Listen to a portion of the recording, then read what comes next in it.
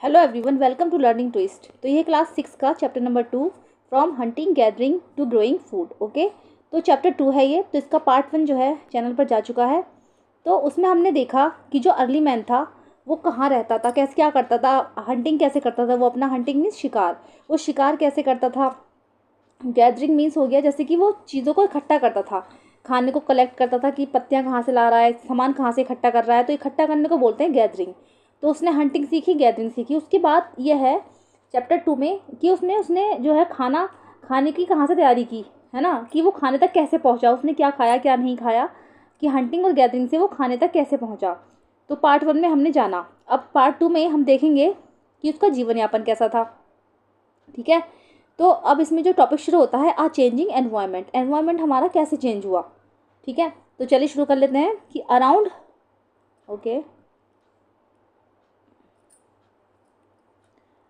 Around 12,000 years ago there were major changes in the climate of the world. ठीक है, 12,000 साल पहले, है ना, क्लाइमेट में जो है बहुत सारे जो है बदलाव हुए, बहुत ज़्यादा चेंजेस हुई थी climate with a shift of relatively warm conditions. जो गर्म हवाएं थी, गर्म कंडीशन से वो जो है शिफ्ट हो गई थी, चेंज हो गई थी बहुत ज़्यादा।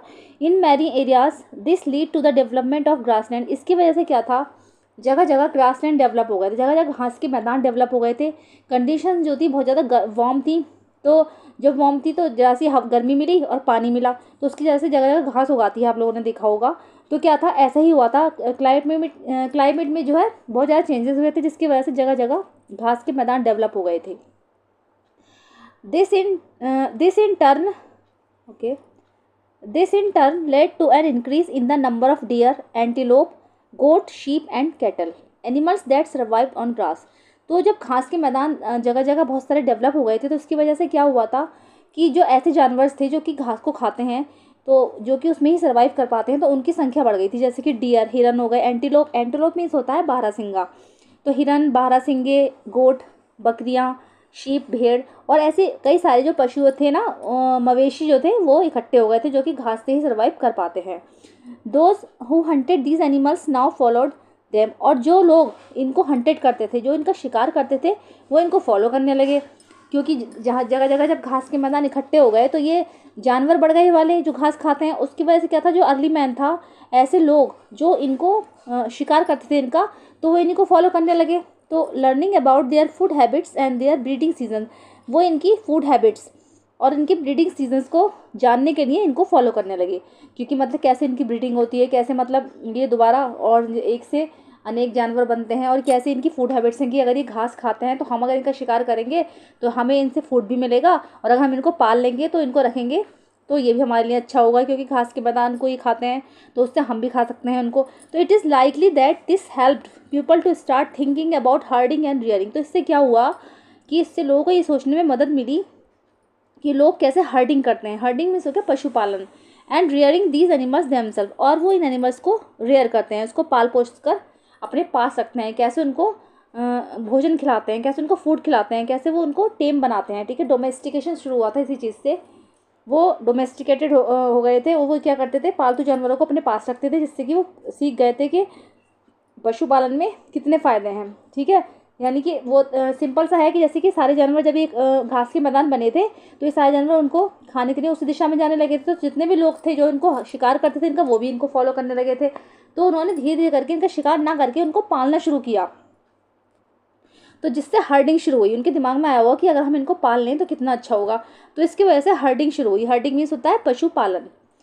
Fishing also became important. इसमें क्या था, फिशिंग ज़्यादा इंपॉर्टेंट रही थी, क्योंकि मछली पालन भी वो लोग करते थे। The beginning of farming and herding. अब आता है कि फार्मिंग, फार्मिंग मीन्स होता है किसानी, खेती, और हर्डिंग की शुरुआत, यानी खेती और पशुपालन की शुरुआत कैसे हुई। This was also a time when several grain bearing grasses including wheat, barley and rice grew naturally in different parts of the subcontinent। ठीक है, तो ये वो टाइम था जब बहुत सारे जो अनाज थे, सेवरल ग्रेन्स, घास में उग रहे थे, मतलब नेचुरली उग रहे थे वो। जैसे कि इसमें क्या था, गेहूं आ रहा था, घास के मैदान पहले डेवलप हुए, उसके बाद फिर से कुछ ग्रेन्स थे जो वो उसमें नेचुरली आ रहे थे, इंक्लूडिंग वीट। जैसे कि सबसे पहले क्या हुआ, गेहूं हुआ, बार्ले जौ आई, बार्ले मीन्स जौ, एंड राइस, और धान, धान या चावल, grew naturally in different parts of the India के जो सब कॉन्टिनेंट थे उसके डिफरेंट डिफरेंट पार्ट्स में ये सब ग्रो होने लगे. Man women and children probably collected these grains as food and learn where they grew. जो मैन थे, ठीक है, आदमी, औरतें एंड चिल्ड्रन, और जो बच्चे थे वो उन्होंने क्या करा, शायद वो कलेक्ट करना शुरू किया होगा दीज ग्रेन्स एज फूड, जैसे कि उन्होंने सोचा कि जो ये शायद जो है खाना है हमारा as food, and learn where they grew, और उन्होंने ये सोचा कि कैसे ग्रीव हो रहे हैं. उन्होंने घास के मैदानों में देखा कि ये सब ग्रीव कैसे हो रहे हैं. एंड व्हेन दे राइपेन, और जब वो पक गए उन्होंने सोचा कि और सब ये अपने आप पक जाते हैं. तो this may have lead them to think about growing plants on their own. तो शायद जब ऐसा हुआ होगा कि वो नेचुरली डेवलप हुए, नेचुरली ग्रो हुए, उसके बाद वो राइप हुए, पक गए, तो उन्होंने सोचा कि शायद ये उनको इसके वास्ते हेल्प मिली कि हम प्लांट्स को कैसे ग्रो कर सकते हैं और उसको कैसे पका सकते हैं. In this way people became farmers. तो शायद इसी वजह से जो थे लोग जो थे फार्मर्स बन गए, इसी सोच की वजह से लोग फार्मर्स बने होंगे. People could also attract and then tame animals by leaving food for them near their shelters. People could also attract and then tame animals. Tame means होता है पालतू. तो पीपल ने क्या करा था, लोगों को, वो जानवरों को, पालतू जो एनिमल्स थे उनको पालतू बनाया, उनको इससे और भी उनका अट्रैक्शन बढ़ा. मतलब जो लोग थे उस टाइम के, उन्होंने सोचा कि हमें ना पशुओं को पालना चाहिए. By leaving food for them near their shelters. वो क्या करते थे, उनको अपने घरों में रखते थे, उनको खाना वगैरह देते थे, तो उसको वो पालते थे. The first animal to be tamed was the wild ancestor of the dog. जो पहला एनिमल था जिसको कि टेम किया गया था, फर्स्ट एनिमल था वो डॉग था एक, ठीक है. तो जो कि कहते डॉग बहुत पालतू है, ठीक है. तो वाइल्ड एंसेस्टर जो है वो टेम किया गया था. जंगली एंसेस्टर जो डॉग की ही एक ब्रीड है, तो उसको सबसे पहले उसको ही पालतू बनाया गया था. Later people encouraged animals that were relatively gentle to come near the camps where they lived. उसके बाद क्या था, लोगों ने ऐसे एनिमल्स को टेम करना शुरू किया जो कि रिलेटिवली जेंटल थे, जो बहुत ज़्यादा सीधे साधे थे. To come near the camps where they lived, जहाँ पर वो रहते थे, तो उस जगह उन्होंने बहुत सीधे साधे जानवरों को पालना शुरू किया. These animals such a sheep. ऐसे एनिमल्स में आते हैं शीप, जैसे कि भेड़ हो गई, गोट, बकरी, cattle, and also the pig lived in herds, ठीक है. और पिग जो कि सुअर होगा, इस तरीके के जो कि हर्ट्स पे रहते थे, उनको उन्होंने पालना शुरू किया.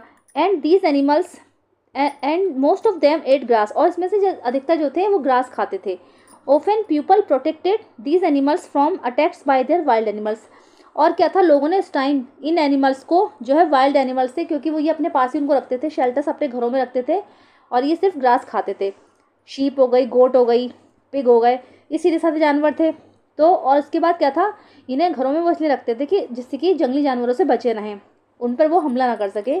This is how they became हर्डर. इसीलिए जो आदमी था उस समय का वो हर्डर्स कहलाने लगा, ठीक है. इसकी वजह से हर्डिंग की शुरुआत हुई, जिससे कि वो पशुपालन करने लगा. तो या था, can you think of any reason why the dog was perhaps the first animal to be tamed. क्या आप ऐसा कोई रीज़न बता सकते हो जिससे जाना जाए कि डॉग ही ऐसा पहला एनिमल क्यों था जिसको कि टेम्ड किया गया था, जिसको कि हमने पालतू बनाया था, तो डॉग ही क्यों जाना जाता है.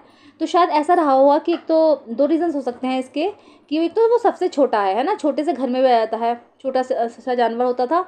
और जब वो जैसे कि, और दूसरा वो है कि पीपल हंटिंग पर जाते होंगे तो शायद वो प्रोटेक्शन देता होगा, अपने साथ में ले जाते होंगे, तो इससे कि उनको प्रोटेक्शन भी मिलता था. तो दो रीज़न तो मुझे समझ में आ रहे हैं, ठीक है. तो ऐसा ही शायद हुआ होगा. अब आता है डोमेस्टिकेशन. डोमेस्टिकेशन के बारे में पढ़ेंगे. डोमेस्टिकेशन यही वही है कि जैसे हम किसी चीज़ को पाल लेते हैं, ठीक है, उसके बारे में है डोमेस्टिकेशन. कैसे की शुरुआत कैसे हुई. Is the name given to the process in which people grow plants and look after animals. ठीक है, जब पीपल ने, अर्ली मैन ने, ठीक है, प्लांट्स को ग्रो करना शुरू किया, जब भी प्रोसेस शुरू किया, एंड लुक आफ्टर एनिमल्स, और फिर उसने एनिमल्स की देखभाल करना शुरू की. Very often plants and animals that are tended by the people become different from wild plants and animals. जो प्लांट्स और एनिमल्स जो अर्ली मैन अपने घर पर पालता था, जो उनको वो टेम करता था, तो वो बहुत ज़्यादा सीधे साधे होते थे. बिकॉज जो जंगली जानवर होते हैं, जंगली प्लांट्स और एनिमल्स होते हैं, वो उनसे डिफरेंट होते थे, क्योंकि वो बहुत ज़्यादा तेज़ होते हैं. और घरेलू जो होते थे, डोमेस्टिकेटेड होते थे, वो बहुत ज़्यादा सीधे होते थे. This is because people select plants and animals for domestication. इसीलिए जो लोग थे उस समय के, वो जो प्लांट्स और एनिमल्स को सेलेक्ट करते थे डोमेस्टिकेशन के लिए, तो उन्हीं प्लांट्स और एनिमल्स को सेलेक्ट करते थे जो कि घरेलू थे, जो घरों में ही रहते थे, सीधे साधे थे. इसलिए वो जंगली प्लांट्स और एनिमल को सेलेक्ट नहीं करते थे. For example they select those plants and animals that are not prone to disease. वो ऐसे एनिमल्स और प्लांट्स को सेलेक्ट करते थे डोमेस्टिकेशन के लिए जिनको कोई डिसीज़ नहीं होता था, जिनको कोई बीमारी नहीं होती थी। They also select plants that yield large size grain and have strong stocks capable of bearing the weight of the ripe grain. ठीक है, वो ऐसे प्लांट्स को अपने लिए सेलेक्ट करते थे डोमेस्टिकेशन के लिए कि जिनके जो दाने होते थे, जिनके अनाज के जो दाने हैं वो लार्ज साइज के होते थे, मतलब बड़े बड़े ग्रेन्स वाला अनाज होता था वो, एंड हैव स्ट्रॉन्ग स्टॉक्स, और जिनका स्टॉक्स जो था वो भी स्ट्रॉन्ग होता था। Capable of bearing the weight of the ripe grain, और जिससे कि जब वो पकते थे तो उनमें ज़्यादा वेट नहीं होता था लेकिन उनकी संख्या ज़्यादा होती थी, तो इसीलिए वो देख दाख कर जो है अच्छे से उसको डोमेस्टिकेट करते थे। Seeds from selected plants are preserve and sown to ensure that new plants will have to same qualities, और वो इसलिए इसको ऐसे सेलेक्ट करते थे, ऐसे बीज लेके आते थे उनको सेलेक्ट करने के लिए, इसको प्रिजर्व करने के लिए, जिससे कि जो नए प्लांट्स बने तो उनके जो सीड्स होंगे वो भी सेम क्वालिटीज़ के ही होने चाहिए। तो देख दाख कर अच्छी तरीके से वो उसको डोमेस्टिकेट करते थे। Amongst animals those that are relatively gentle are selected for breeding. ऐसा ही एनिमल्स के साथ था, जो एनिमल्स बहुत ज़्यादा जेंटल होते थे, बहुत ज़्यादा दयालु सीधे साधे होते थे, तो उनको ही वो ब्रीडिंग के लिए सेलेक्ट करते थे। As a result gradually domesticated animals and plants become different from the wild animals and plants. तो इसका रिजल्ट यही था कि जो घरेलू डोमेस्टिकेटेड प्लांट्स और एनिमल्स होते थे वो वाइल्ड एनिमल्स और प्लांट्स से डिफरेंट होते थे। For example the teeth and horns of wild animals are usually much larger than those of domesticated animals. Example के लिए हम जानेंगे जैसे कि जंगली जानवरों के दांत होते थे और उनके हॉर्न्स जो होते थे वो बहुत ज़्यादा स्ट्रॉन्ग होते थे और बड़े बड़े होते थे। किसकी अपेक्षा, जो घरों में रहने वाले एनिमल्स होते थे उसकी अपेक्षा। उनके बहुत ज़्यादा हॉर्न्स जो थे छोटे छोटे होते थे, साइज में छोटे छोटे होते थे, उनके दांत भी छोटे छोटे होते थे। जैसे कि look at these 2 sets of teeth. अभी न ये जो 2 सेट्स दे रखे हैं इनको देखेंगे हम, तो इससे आप बताइए कि which do you think belongs to a wild pig and which to be a domestic one. तो आप लोग देख कर बताओ कि इसमें कौन सा तो जंगली पिग का है और कौन सा जो है डोमेस्टिकेटेड का है। तो जंगली वाइल्ड का शायद ये रहा होगा क्योंकि ये बहुत ज़्यादा बड़ा है सेट टीथ का और ये छोटा सा है, तो ये शायद डोमेस्टिकेटेड का रहा होगा। ओके, तो domestication was a gradual process that took place in many parts of the world. Domestication जो था वो एक ग्रेजुअल प्रोसेस था। ठीक है, ग्रेजुअल मीन्स होता है कि धीरे धीरे, डोमेस्टिकेशन जो था एक धीरे धीरे होने वाला प्रोसेस था जो कि संसार के है ना बहुत सारे पार्ट्स में चल रहा था उस time. It began about 12,000 years एगो, जो कि 12,000 साल पहले शुरू हुआ था। Virtually all the plants and animals produced that we use as food today is a result of domestication। जो प्लांट्स और एनिमल्स आज हम फूड के लिए प्रोड्यूस हुए हैं, जो कि हम आज फूड के रूप में प्राप्त कर रहे हैं, वो डोमेस्टिकेशन का ही परिणाम है। Some of the earliest plants to be domesticated were wheat and barley. जो सबसे पहले प्लांट्स डोमेस्टिकेटेड किए गए थे वो वीट और बार्ले हैं। देखो ये क्वेश्चन इंपॉर्टेंट है, अगर पूछा जाए कि 2 ऐसे प्लांट्स के नाम बताइए जो सबसे पहले डोमेस्टिकेटेड किए गए, तो वो है वीट एंड बार्ले। तो वीट मीन्स गेहूँ और बार्ले मीन्स जौ। The earliest domesticated animals include sheep and goat. और जो 2 ऐसे एनिमल्स हैं जो कि सबसे पहले डोमेस्टिकेटेड किए गए थे तो वो हैं शीप और गोट, भेड़ और बकरी। चलिए, a new way of life, फिर आता है topic a new way of life, जीने का एक नया तरीका या फिर नया रास्ता। क्या था उनका जीवन यापन करने का, क्या ढंग था उनका। ठीक है, तो if you plant a seed you will notice that it takes some time to grow. अगर आप हम जैसे कोई सीड को प्लांट करते हैं, कोई बीज लगाते हैं, तो हमने नोटिस किया है कि वो उगने में थोड़ा टाइम लेता है। This may be for several days, weeks, months and in some cases years. तो ये शायद कुछ दिन भी ले सकता है, कुछ हफ्ते भी ले सकता है, कुछ महीने ले सकता है, या फिर कुछ केसेस में साल भी ले सकता है।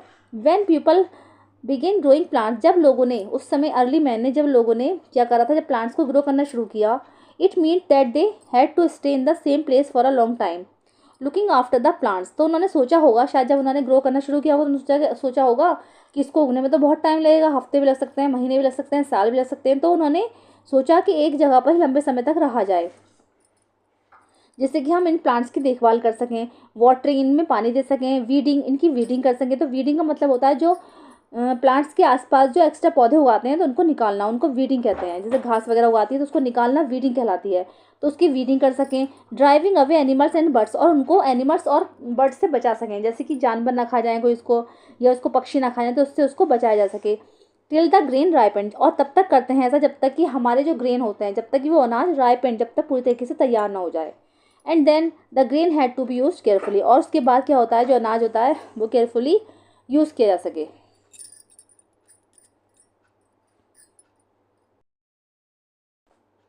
Okay, as grain had to be stored for both food and seed, और जैसे ही उसका फूड का या सीड के जो ये ग्रेन्स होंगे स्टोर हो जाएंगे, people had to think of ways of storing, तो पीपल ने, लोगों ने शायद उसको स्टोर करने की सोची होगी। In many areas they began making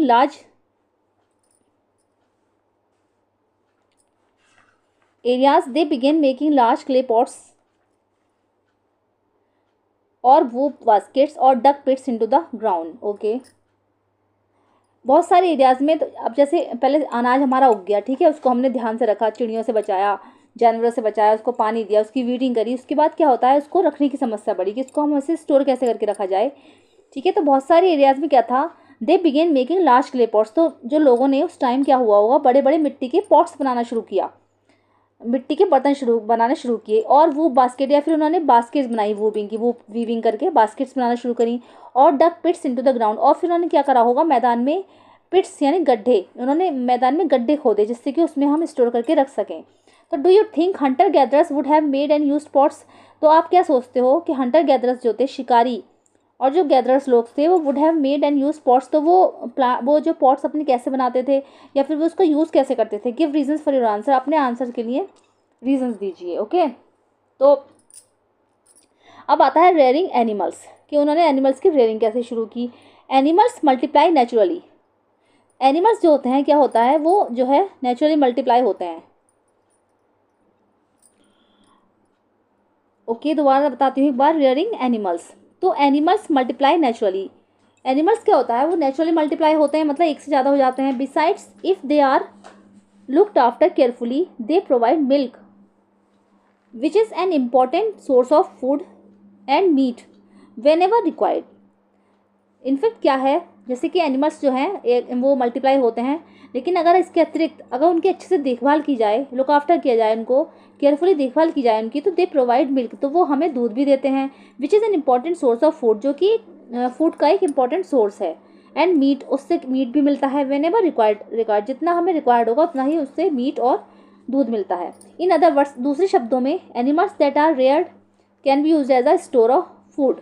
ठीक है, लेकिन दूसरे शब्दों में अगर देखें, एनिमल्स को रेयर किया जाए तो वो खाने के काम में भी आते हैं, क्योंकि जैसे बहुत से लोग मीट वगैरह खाते हैं तो उसके लिए तो काम में आते हैं वो। और जैसे कि क्या होता था कि ठंड वगैरह लगती होगी, आदि मानव को, अर्ली मैन को ठंड लगती होगी, तो शायद उसको उसकी जो खाल होती है उससे वो उसको ओढ़ने के काम में लेते थे, ठंड वगैरह उनको लगती थी। तो apart from food, what are the other things that could have been obtain from animals, तो मैंने बता चुकी हूँ कि फूड की जगह पर दो और कौन कौन सी चीज़ें हैं जिसको वो एनिमल्स जिसके लिए काम में आते थे।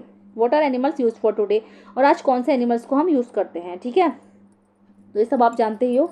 अब आता है कि finding out about the first farmers and herders, तो हम मैप में जानने की कोशिश करेंगे फर्स्ट फार्मर्स और